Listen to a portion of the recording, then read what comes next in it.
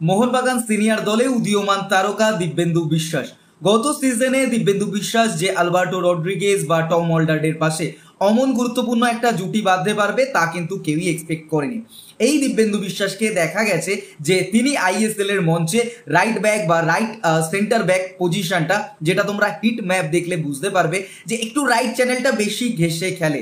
তাহলে কি কোথাও দিব্যেন্দু বিশ্বাস আশিস রায়ের জায়গাটাকে রিপ্লেস করতে পারবে?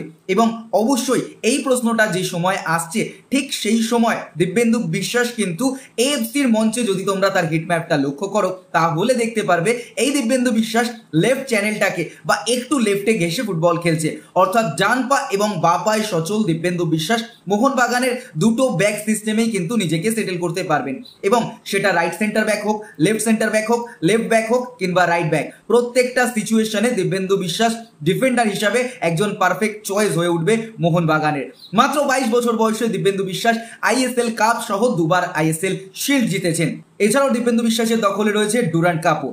এবছর আইএসএল এ মোহনবাগান জার্সিতে তিনি 11টা স্টার্টিং পেয়েছিলেন এবং অবশ্যই তার যদি ডিফেন্সিভ কোয়ালিটির কথা আমরা দেখি তাহলে সেখানে দেখতে পারবো 5টা ক্লিনশিট আছে, ট্যাকেল পার গেমে 1.3, ইন্টারসেপশন 1.0, বল রিকভারি 2.8 এবং ক্লিয়ারেন্স 2.4 পার গেমের হিসাবে।